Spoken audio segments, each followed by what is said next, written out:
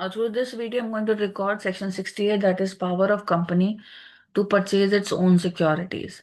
Though you will see when you read section 67 that there are certain restrictions, but this section was an enabling section and basically this relates to buyback.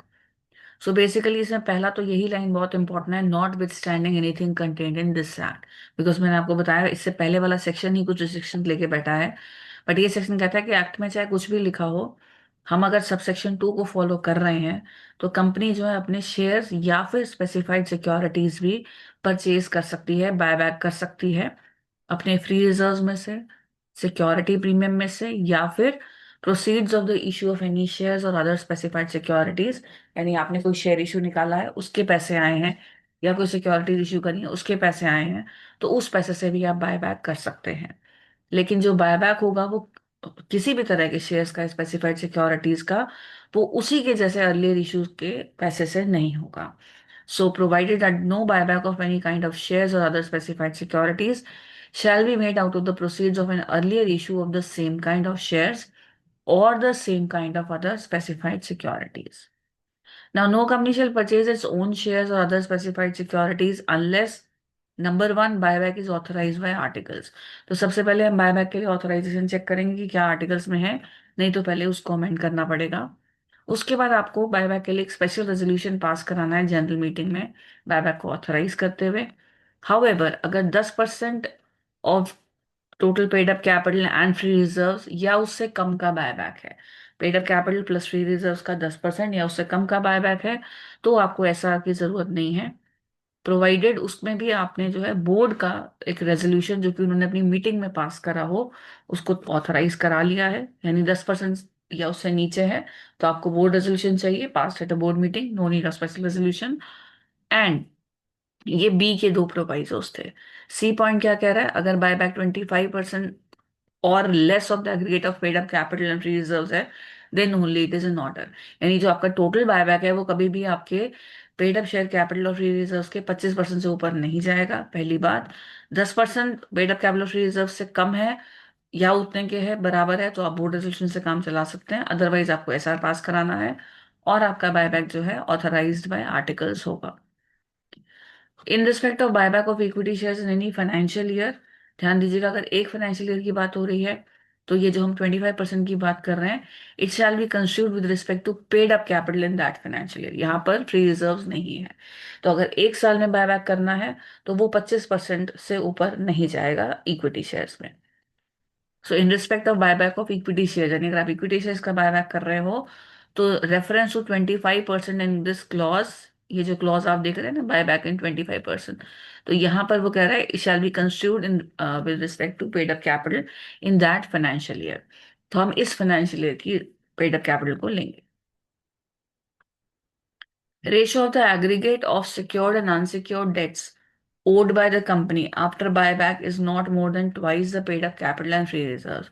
यानी आपकी जो secured and unsecured dates हैं दोनों को plus कीजिए, और आपकी जो कैपिटल है और फ्री रिजर्व्स है उसको प्लस कीजिए, लेकिन ये जो आपकी रेशो है ये आप आफ्टर बायबैक की निकाल रहे हैं, ठीक है। तो जो आपके secured and unsecured debts upon paid up capital and free reserves आ रहा है, ये आपका 2:1 से ऊपर नहीं जाना चाहिए। यानी कि जो aggregate of secured and unsecured debts owed by the company after buyback is not more than twice the paid up capital and free reserve, so this should not be more than 2:1। Basically it's sort of a debt equity ratio, आप उससे याद रख सकते हैं। But हमें cover क्या क्या करने हैं, दोनों तरह के डेट, सिक्योर्ड एंड अनसिक्योर्ड, और यहाँ पर भी हम पेड अप और फ्री रिजर्व को ले रहे हैं। Central government may by order notify a higher ratio of this debt to capital वाला।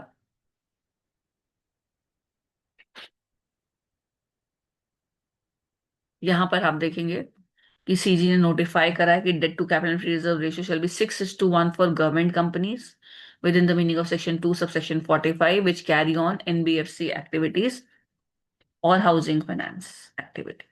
तो ये इसका एक एक्सेप्शन है, ठीक है।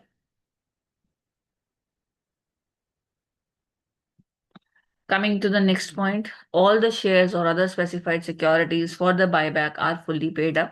ये बहुत इंपॉर्टेंट है कि जिन शेयर्स को आप बायबैक करना चाह रहे हैं, जो भी सिक्योरिटीज आप बायबैक करना चाह रहे हैं, वो फुल्ली पेड अप होनी चाहिए। अगर वो पार्टली पेड अप है तो पहले आपको बोर्ड मीटिंग करके उनकी कॉल्स बुलानी होंगी, उनको फुल्ली पेड अप करना होगा।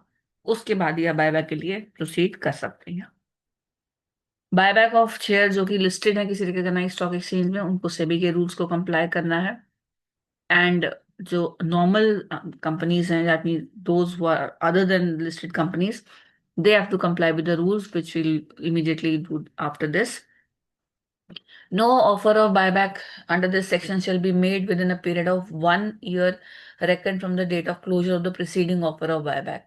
यानी अगर पिछला आपने ऑफर दिया था बायबैक का और उसको अभी 1 साल हो गया है, तो आप बायबैक कर सकते हैं। लेकिन अगर अगर 1 साल भी नहीं हुआ है, यानी 6 महीने के अंदर ही आप एक और बायबैक करना चाह रहे हैं, तो वो आप नहीं कर सकते।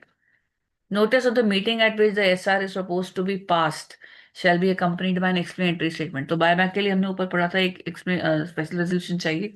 सो उसके लिए जो आप एक्सप्लेनेटरी स्टेटमेंट लगाएंगे उसमें क्या क्या डालेंगे, उसमें लगाएंगे कि नोटिस उस मीटिंग का जिसपे आप एसआर पास करने चाह रहे हैं, सॉरी, उसमें आप लगाएंगे कि आपके जो भी मटेरियल फैक्ट्स का disclosure, full and complete disclosure, buyback की नेसेसिटी क्या है, फिर वो सिक्योरिटीज का क्लास या शेयर्स का क्लास जो आप परचेज करना चाह रहे हैं, बायबैक में आपका कितना पैसा इन्वेस्ट होने वाला है, बिकॉज आपको मनी देनी भी तो पड़ेगी, फिर कब तक आपने कंप्लीट करना है। ये टाइम लिमिट हम आगे पढ़ेंगे, इसमें स्पेसिफाइड भी है, बट हमें अपना टाइम लिमिट भी बताना होता है which is with in the provisions of law.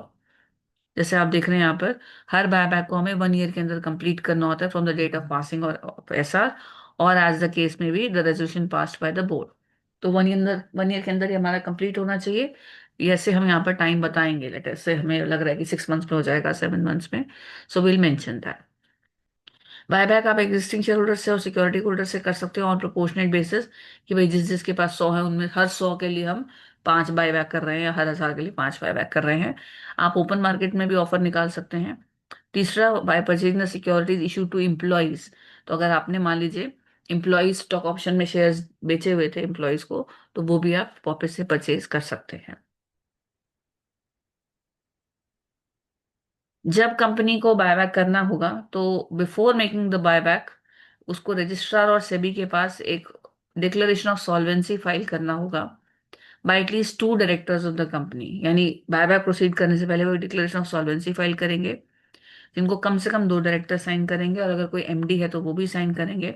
इसका फॉर्मेट प्रिस्क्राइब्ड है, और इसमें एफिडेविट भी लगेगा, should be verified by an affidavit to that effect that the board of directors have made a full inquiry. सारे डायरेक्टर्स ने check कर लिया है कि, और उनका ये ओपिनियन है कि जो कंपनी है वो अपनी लाइबिलिटीज मीट कर सकती है, और ऐसा नहीं है कि बायबैक के 1 साल के बाद ही वो इंसॉल्वेंट हो जाए।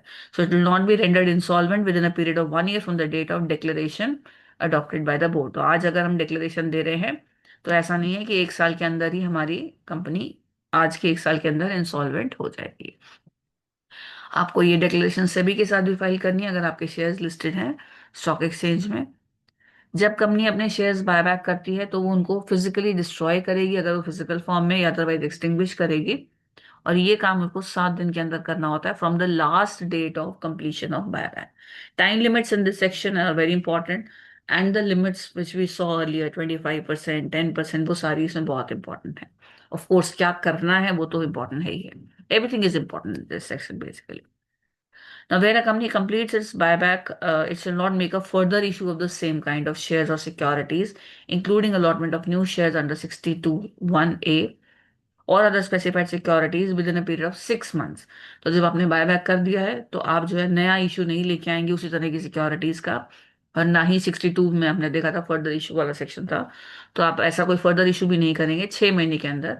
हाँ, बोनस इशू आप कर सकते हैं, या फिर अगर आपकी कोई कन्वर्जन ड्यू है, कोई भी आपका वारंट्स को आपको शेयर्स में कन्वर्ट करना है, प्रेफरेंस शेयर्स को कन्वर्ट करना है, डिबेंचर्स को कन्वर्ट करना है, या कोई स्टॉक ऑप्शन स्कीम है उसमें कोई राइट्स वेस्टेड है, तो वो आप कैरी आउट कर सकते हैं। That mean statutory obligations are one side, but आप खुद से कोई नया इशू या खुद से कोई फर्दर इशू नहीं करेंगे 6 महीने तक।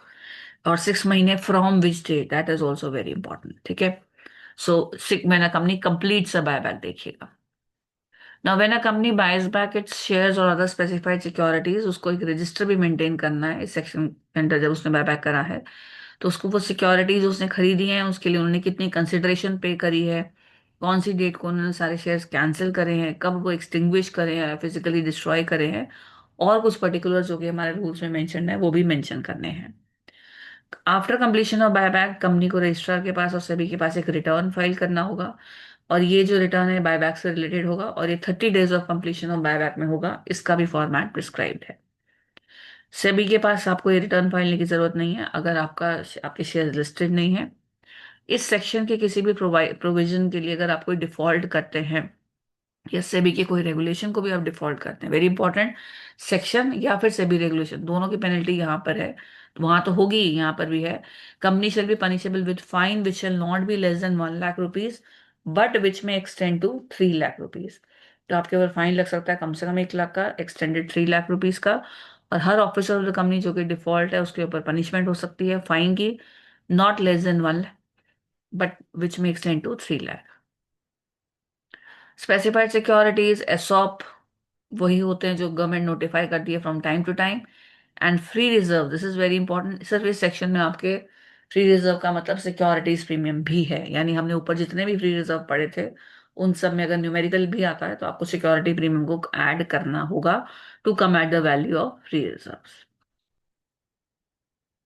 So you can now go through this section quickly, then we'll go to the rules.